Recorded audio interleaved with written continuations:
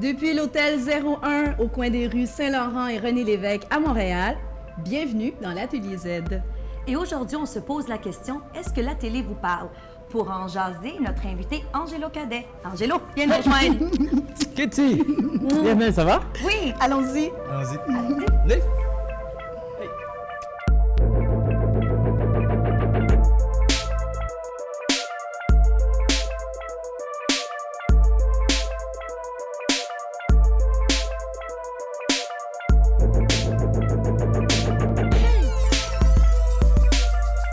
Bienvenue dans l'Atelier Z. Angelo Cadet, merci d'avoir accepté notre invitation. Merci, Kitty. Aujourd'hui, on va parler d'un sujet qui nous tient à cœur. Est-ce que la télé te parle? Oh! Parfois. Ah, ben voilà, Pas toujours. On saute dans le vif. C'est comme passionnément, un peu passionnément, ça dépend. La télé me parle moins aujourd'hui, en 2014, parce que je trouve que justement, il n'y a pas d'émission auxquelles je peux avoir une espèce de relais, où on disait il y a quelques années, peut-être il y a 25 ans, on disait que la télévision devait être le reflet de la société. Et c'était un peu leur mandat statutaire. Aujourd'hui, la télévision, je pense qu'elle se lave les mains de tout ça, puis elle fait un peu, on y va par mandat et on y va par code d'écoute. Fait que les enjeux ont changé beaucoup. Et le problème, c'est qu'il y a beaucoup de gens qui délaissent la télé parce que ce soit les femmes qui ne se retrouvent pas, que ce soit les groupes ethniques ou d'autres sortes de types de personnes qui touchent à la société. Fait que les sujets sont parfois brûlants, mais d'autres nous touchent, ça laisse à désirer, j'ai fini par le dire. Bien, écoute, on ne peut pas passer sous silence toute ton implication dans la télé québécoise. Tu as travaillé, bien non, il faut le mentionner. Non, il faut le mentionner. Il faut le mentionner. Tu as travaillé très longtemps à Musique Plus, Musimax, près de 10 ans. Là, dernièrement, à TQS, à Flash. En tout cas, T'as vraiment touché à tout. Tu fais de l'enseignement, de la mise en scène. Fait que t'es un excellent observateur de la scène médiatique québécoise. Depuis les 20 dernières années, de quelle façon tu vois que ça a évolué? Bonne question. Bien, c'est-à-dire que moi, mon parcours, j'appelle jamais ça une carrière, j'appelle ça un cheminement. Fait que j'essaie d'évoluer à ma façon. J'essaie de créer mes propres choses parce qu'attendre après que le téléphone sonne pour la télé, tu peux avoir une barbe longue à la fin. Fait que je trouve que la télé a peut-être régressé en ce qui me touche parce qu'au niveau des rôles, par exemple, on m'offre encore des rôles de chauffeur de taxi ou faire partie d'un gang ou bien d'être un personnage qui a toujours un côté, on pourrait dire, weirdo, entre guillemets. Genre stéréotype encore. Stéréotype, ou bien quelqu'un qui est déconnecté de la société puis qui tu sais, fait que tu dis, est-ce que je pourrais pas jouer quelque chose comme un notaire, un avocat, un agent double, quelque chose qui serait intéressant. Et je trouve qu'il y a 20 ans, on parlait de ces sujets-là. C'était des sujets brûlants. Puis aujourd'hui, on en traite encore. Fait que je trouve que de ce niveau-là, la télévision a régressé. Plus ça change, plus c'est pareil. Ouais. Mais c'est en quelque sorte un beau problème pour toi parce que ça t'a permis de te renouveler. Ouais. Tu es toujours aussi pertinent et même, je pense que tu l'es encore plus parce que tu travailles avec la relève. À quoi elle ressemble, la relève? Elle est organique, elle est énergique. Je pense que la relève avec le web, ça lui permet de déployer toutes ses ailes parce qu'avant, passer dans une émission, c'était un petit peu complexe. Il fallait que tu fasses des auditions, il fallait que tu fasses une école, il fallait que tu sois autodidacte, mais tu as suivi des ateliers. Aujourd'hui, beaucoup de gens peuvent faire leur émission web, télévision, grâce au web, justement. Fait que c'est plus facile. Par contre, je trouve que les gens, ceux qui veulent faire, par exemple, journaliste télé, des fois, ils n'ont pas fait leur petite classe avant. Et qu'ils se lancent tout de suite, puis on voit tout de suite les faiblesses, on pourrait dire. Puis ça fait que des émissions marchent moins longtemps parce qu'ils n'étaient pas prêts. Mais par contre, on a plus de chances à créer. Au niveau de la création, c'est génial. Moi, en tant que créateur, je trouve qu'on peut faire tellement de choses. Puis grâce au web, en tant qu'acteur, bien, on va faire des rôles. J'ai joué un mafiosi italien-haïtien, j'ai joué un riche pakistanais homosexuel, toutes sortes de trucs assez éclatés. C'est vraiment intéressant. En d'autres temps, tu n'aurais pas fait nécessairement la télé. Non, exactement. Tu as fait raison. Bien, la question porte le mot-clé aussi. Est-ce que la télé te parle? Mais est-ce que tu écoutes la télé, Angelo? Non, du tout. Je n'écoute plus la télé. Pourquoi? C'est drôle. Pourtant, je me faisais un devoir d'écouter la télévision, je me faisais un devoir d'écouter les nouvelles. Maintenant, je prends mon pied C'est-à-dire que j'aime mieux écouter la radio. J'écoute que la radio à la Radio-Canada. Au niveau de l'information, c'est intéressant. Quand je travaille, j'écoute la radio en même temps. Et je vais chercher, bien, c'est ça qui a tué un peu, exemple, Musique Plus, c'est un peu ce qui a tué la télé. YouTube a tué Musique Plus parce que les gens n'attendaient pas à être programmés à attendre le dernier clip de Madonna. Tu allais sur YouTube. Pourquoi attendre 3 heures? Et la même chose, tu peux aller sur Tout TV, tu peux aller voir les émissions que tu veux, tu peux aller voir les émissions américaines. Fait que tu deviens ton propre programmateur télé. Fait que quand tu ouvres la télévision, on est rendu à faire, tout le monde fait la même chose, on fait le tour, on zappe, on zappe, on zappe. Finalement, tu te complais à écouter une émission, puis tu dis, bon, ben, celle-là, elle est moyenne. Quand tu as vu tous les 19-2 puis les 8 et 9, ben, tu vas voir d'autres choses. Mais ça mène pas à une autre situation, parce que moi, écouter la télé, oui, des fois on tourne en rond, mais ça me permet de découvrir des nouveaux programmes. Tandis que sur le web, il faut savoir ce qu'on cherche.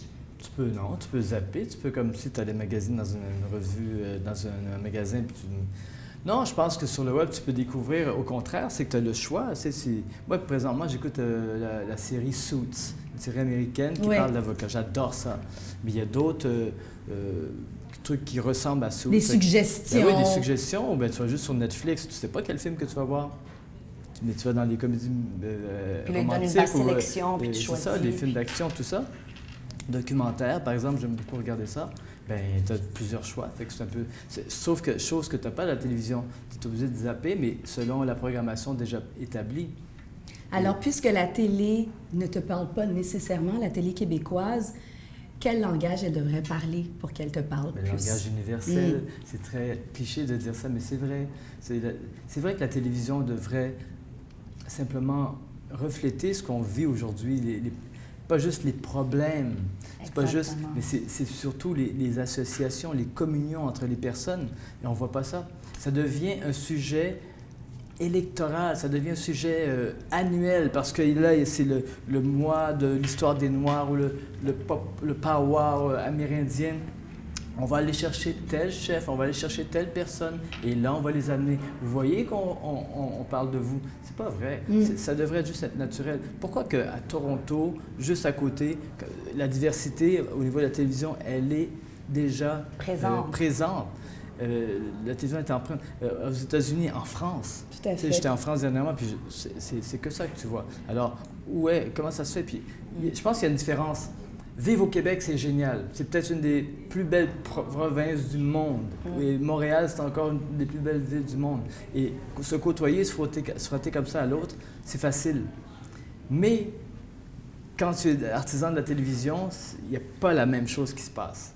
Et là, c'est pour ça que les gens, il y a un problème. Ils font comme une mini-dépression intérieure. Parce qu'ils font comme, comment se fait-il que... Pourquoi je ne réussis pas? Pourquoi je n'arrive pas à atteindre? Parce qu'il faut faire une différence. Être connu, c'est facile, relativement. Durer, c'est une autre chose. Et perdurer encore, avoir une vision grâce à la télévision. Il y en a beaucoup de gens cherchent à avoir cette petite gloire-là. Alors, qu'est-ce que tu réponds aux gens qui vont peut-être répondre justement à cette intervention-là? Mais moi, j'ouvre la télé et j'en vois de la diversité. J'écoute tel téléroman, puis j'en vois des personnages qui ont des accents ou d'une autre couleur. Parce que c'est vrai, il y en a quand même quelques-uns. Mais l'accent, c'est beau. Ici, juste au Québec, les divers accents régionalistes, que ce soit à Gaspésie, Alma ou tout ça, Trois-Rivières, Sherbrooke, tout ça, déjà, on devrait voir ces accents-là. On ne les voit pas. Puis c'est pas juste une question d'accent, c'est une question d'arrêter de penser que les gens qui sont en région ne sont pas prêts pour ça. Ça fait 30 ans qu'on dit la même chose. Et moi, quand je vais en région, il n'y a aucun problème. Et tous les gens qui vont en région, il n'y a aucun problème. Fait que moi, j'ai vécu à Alma 5 ans. Je peux vous dire... Tu sais de quoi tu parles. Je sais de quoi. Je sais de quoi je parle. Mais en faisant tes propres concepts TV, penses-tu que ça va être un tremplin justement pour briser ce genre de stéréotypes? Parce que tu vas aller avec des concepts qui te ressemblent un peu plus, qui Parce que reflètent. tout le discours que tu nous transmets comme message, toi, tu vas pouvoir le transposer dans tes concepts télé. Oui, encore faut-il atteindre le diffuseur. C'est comme tout le monde. Quand tu cherches à avoir un poste de journaliste, il faut que tu aies le poste comme tout le monde a auditionné. Mais j'en fais quelques-uns. Maintenant, je commence à écrire pour des personnes. encore faut-il qu'ils réussissent à atteindre le diffuseur, mais oui, j'espère que... C'est sûr que j'essaie de donner une voix à tout le monde. J'essaie de donner une voix aux femmes, j'essaie de donner une voix à tous les peuples du monde. J'ai déjà écrit des trucs juste en créole, j'ai déjà écrit toutes sortes de trucs. Et que c'est normal que... Tu essaies de briser les stéréotypes. Ben, oui, puis en même temps, je pense qu'il est temps que notre génération vive dans notre époque. Oui. Tu sais, les bébés boomers, c'est le temps de se tasser un peu. C'est les bébés boomers. Tu sais, c'est correct, mais il faut que notre génération, un jour, on puisse apprécier l'architecture, tout ce qui est urbain, tout ce qui est quotidien.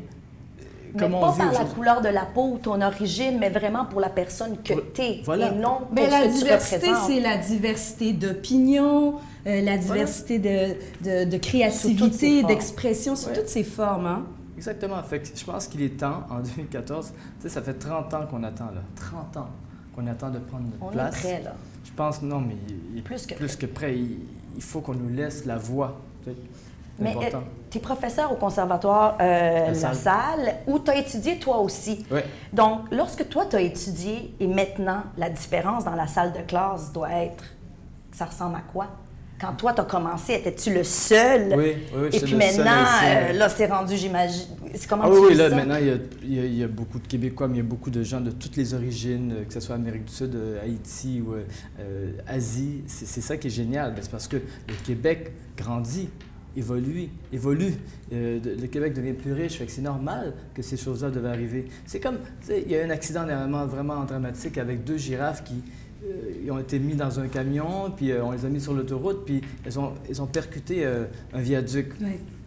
Bien, c'est comme, tu te dis, mais comment ça se fait-il qu'on n'a pas pensé à réfléchir à ça? Puis c'est la même chose. On est un peu sur cette voie-là. Comment on ne peut pas ne pas penser que le Québec ne devait pas évoluer? Tu sais, c'est normal qu'il y ait des gens de toutes les origines différentes qui viennent s'installer ici, mais deviennent des Québécois. Puis c'est ça notre beauté oui. Au Québec, c'est qu'on est multiculturel, c'est qu'on est diversifié, puis tu as tous les pays du monde ici, là. Je veux dire, il n'y a pas de raison pour que la télé ne Exactement. le représente Fait pas. que je me dis, comment se fait-il qu'on ne laisse pas toute cette voie-là? Parce qu'il y a des gens qui ont beaucoup de talent, quand je pense en musique, en danse, de toutes sortes.